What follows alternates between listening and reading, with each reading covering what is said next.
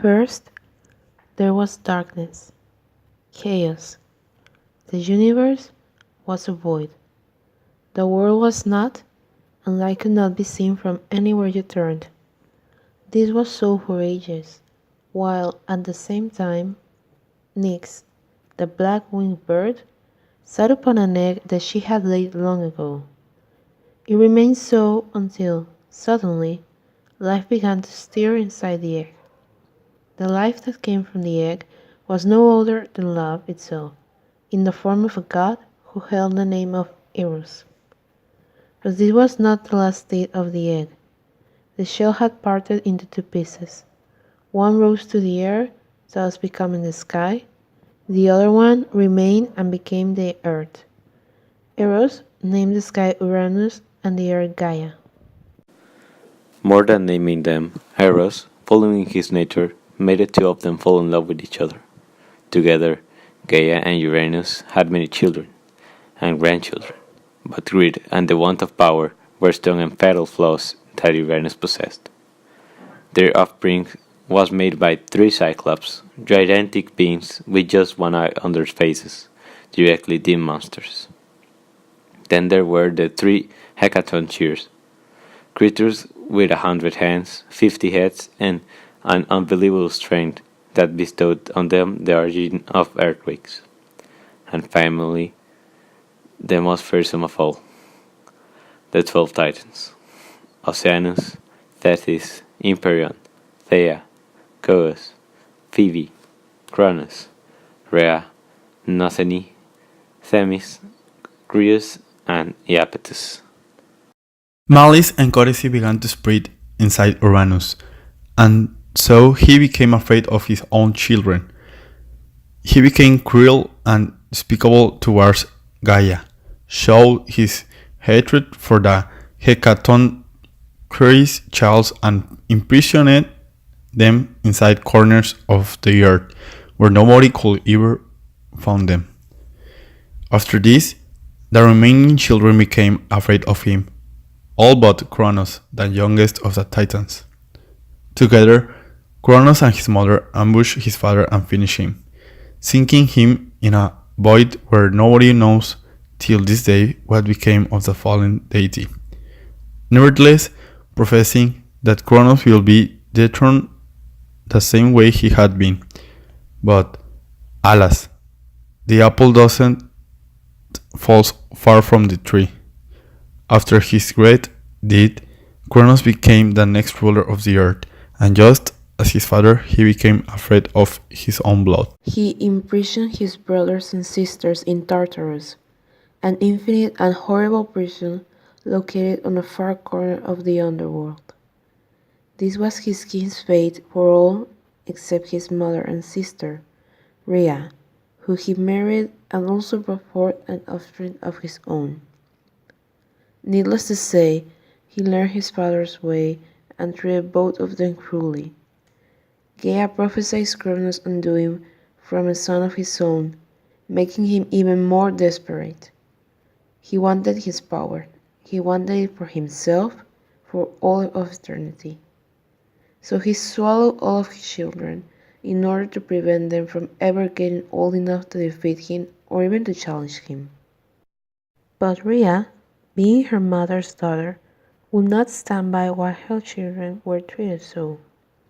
She hid when the time came to give birth to their youngest child, and instead of hanging him over to Kronos, Rhea hid him away in the island of Crete, where he grew up handsomely with Metis, a daughter of two Titans and his future first wife. The son's name was the one that became the legend, myth, the deity, and father of all the other gods. His name is Zeus. Together, Zeus and Metis prepare a potion that will make Kronos vomit all of his children. So, when Zeus was grown up enough to be near his father and fend for himself, his mother pleaded to Kronos to have him back. Kronos, still unaware of the potion, reluctantly accepted him as his cupbearer. But this only suited Zeus and his plan even more. And so, he managed to have Kronos drink the potion and in that moment he vomited all of his brothers and sisters. Thankful for the freedom, the gods that had been living inside of Kronos' stomach made Zeus their new leader. Yet, the battle was still far from over. They had to fight the biggest battle of a lifetime against his father in order to finish his reign of darkness and cruelty. Zeus turned to everybody who could help, and this made him free the Cyclops and the Hecatoncheires from Tartarus in order to fight all together against Kronos.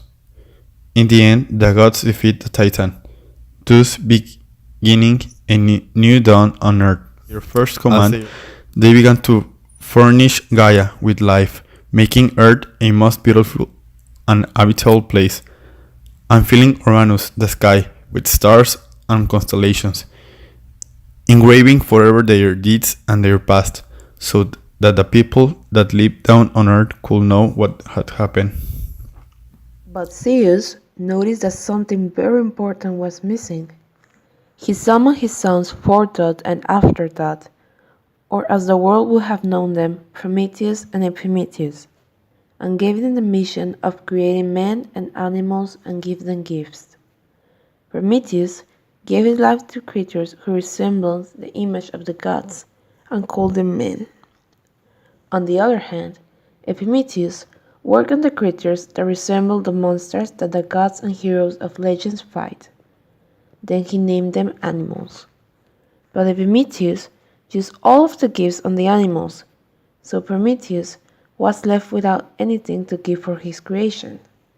He then decided to give them the gift of fire, but this was a holy gift that was supposed to be only for the gods. Prometheus stole it from the sun as it rose up the next morning. He taunted him to mend it, use it, and even create it. That's when he found out. He imprisoned his son and condemned him to eternal torture, but still felt that Prometheus' creation needed punishment as well.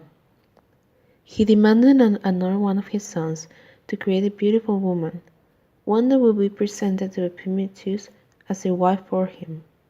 Her name was Pandora. All of the gods bestowed a gift upon her, but the most intriguing one was the one that Zeus gave to her. His gift was curiosity in the shape of a box, but the gift came with an order from him as well. It was Zeus' decree that she shall ever open that box, no matter how much temptation troubled her.